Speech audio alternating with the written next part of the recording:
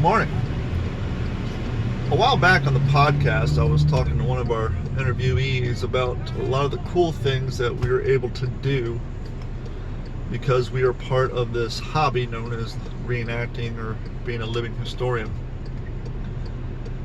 And I've done a lot of cool things like having a chance to work and train with World War II armor, doing a photo shoot with the movie prop. Well, it's a plane, but it's not the original Memphis Belle, but it was reconditioned, rebuilt, and designated movie Memphis Belle. But I was able to join the Florida Flyboys in full uniform and do a photo shoot in front of that airplane, as well as being on Military Collectors episode. But about a few months back, word came through the Reenacting Florida Living History and Preservation Society page, or one of the coinciding pages that the Florida reenactors are part of, that they were looking for some extras for the Netflix series. I think it's the Marvelous Mrs. Maisel or something. Forgive me, I haven't seen the show. I know it wins quite a lot of awards, but I'm not familiar with it. But anyhow, I guess it takes place in the 50s, and so they were filming an episode in Miami, and they were looking for extras, and who better to do extra work from a specific time period than living historians. And so the word got around that they were looking for some extras, but you had to sign up for this casting company, which it was free, so it's not like it was a scam or anything. And so I signed up, and I uploaded a few of my living history and World War II reenacting photos of me in different uniforms and things like that. Class A uniform, field uniform, helmet, no helmet, piss cutter, hair, all those different uniforms.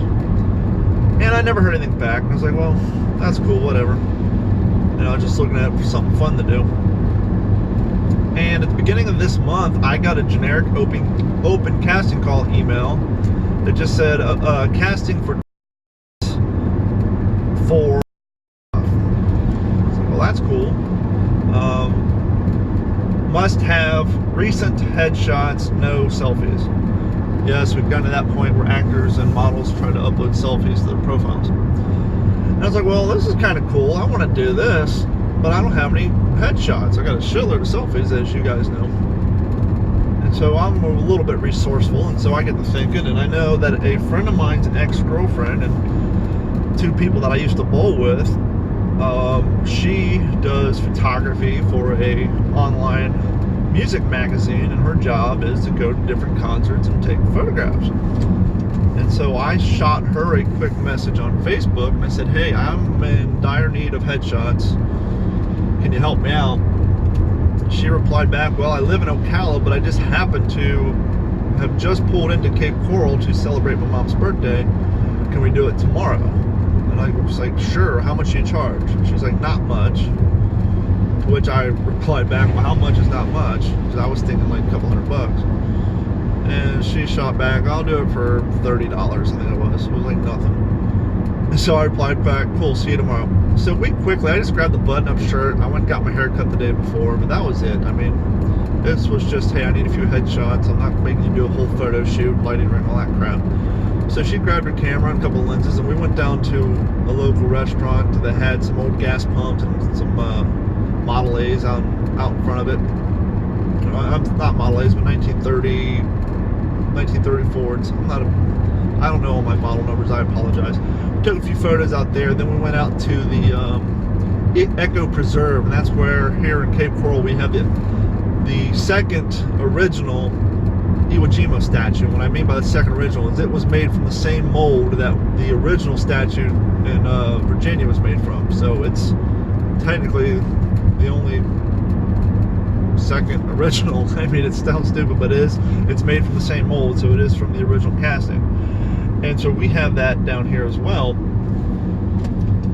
And so we went over there, and back behind there is just 6 or 7 miles worth of mangrove trees, and it's a wilderness preserve, and it's all boardwalk.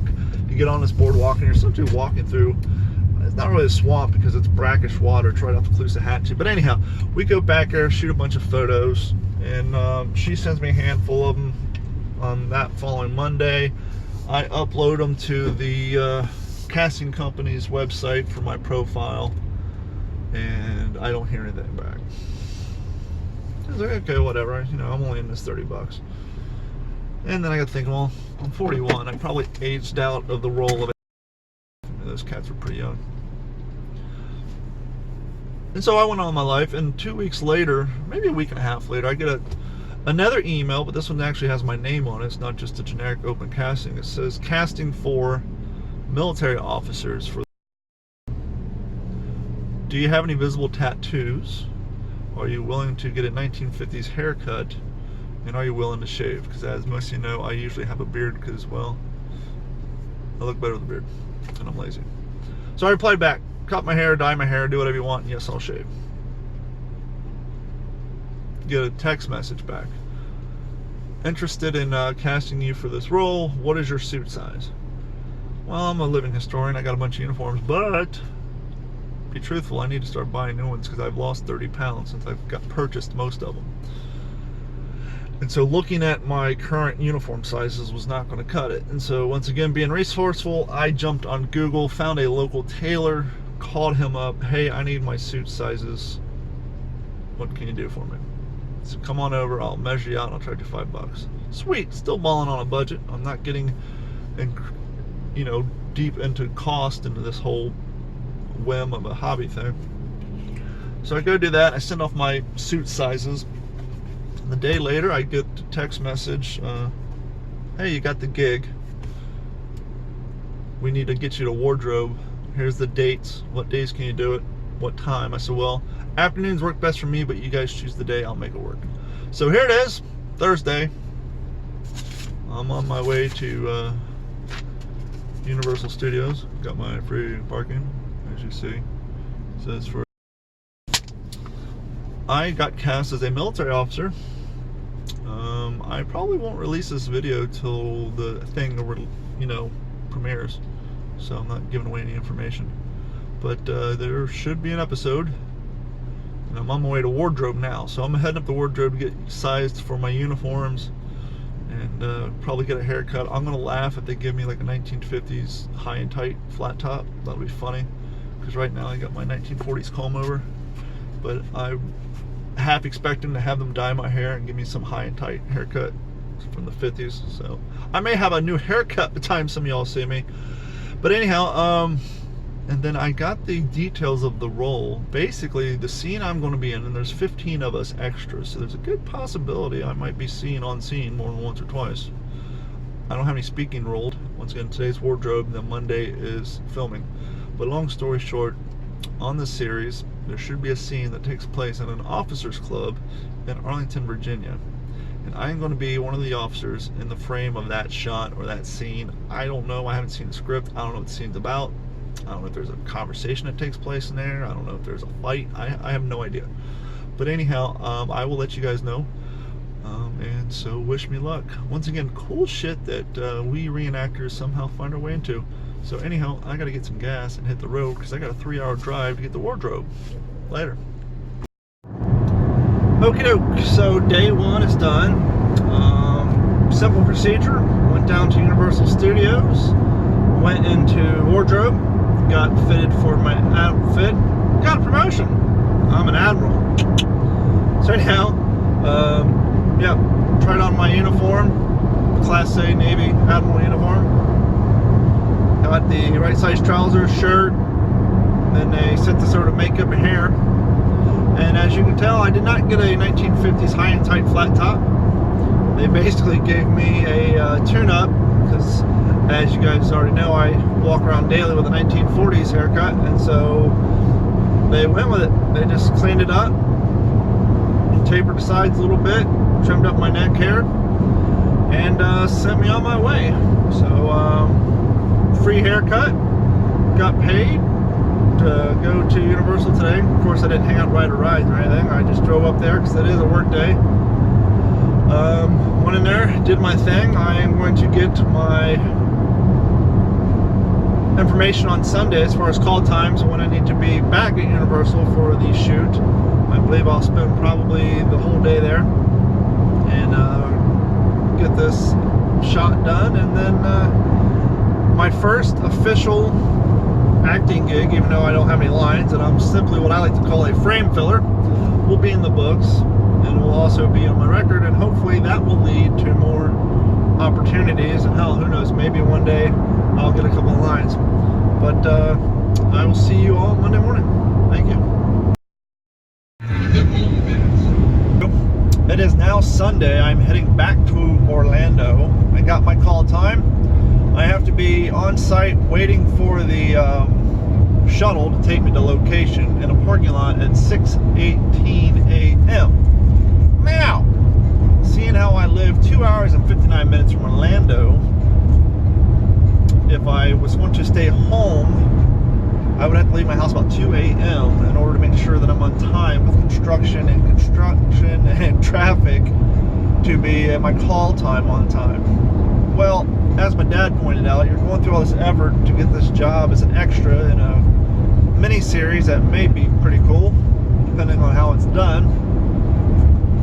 The fact that, you know, this is a remake or an adaptation of the book and the original movie. There is a good chance if this thing is done properly that it could get a cult following, much like Band of Brothers or The Pacific. And as a living historian and a reenactor and a fan of those type of well, they're not franchises, they only have one of each, but this is not a Tom Hanks production by any means either, but is the showrunner and executive producer, and so there is potential for this thing to have some legs and to kind of get a cult following, much like those other series I mentioned. And it would be cool as a living historian and a fan to say, hey, I was in an episode of that. Who knows?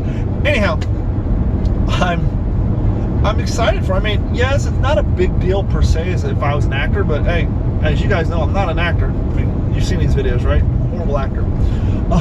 And so for an everyday regular Joe and podcast host that somehow figure out a way to make this work, it quickly shoots up to the top of my list of cool shit that I've been able to do because of this hobby.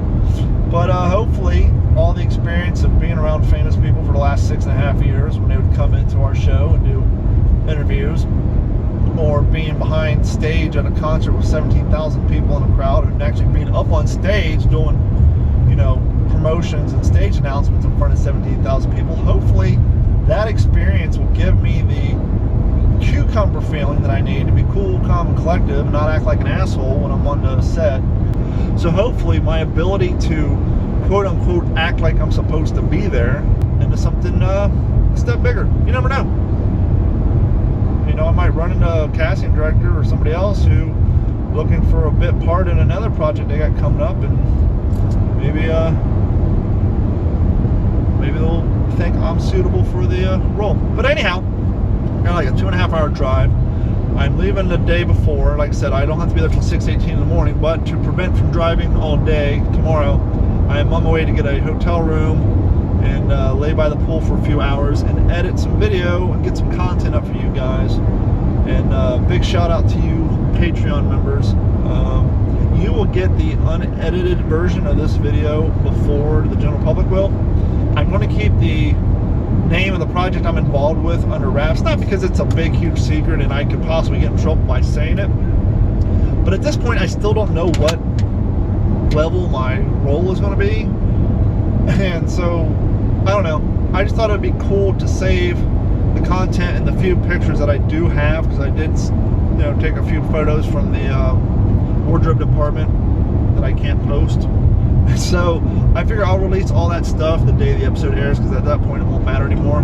There's no potential for any sort of spoiler alerts. Not that my being an extra in the background of a frame on a scene, because that's at most all I'm expecting. I'm expecting they'll pan a room, you'll see my dumb ass sitting in the back corner, and that's my big television premiere. But you never know. I do think a big reason for me getting cast as a military officer and is because of the photos I uploaded to my casting company of me wearing my World War II uniforms. I got one of me in my Class A uniform. I put a couple photos up of me when I did the photo shoot for the Memphis Belle movie and the Memphis Belle flight suits. I got a picture of me in the Marine Corps camo.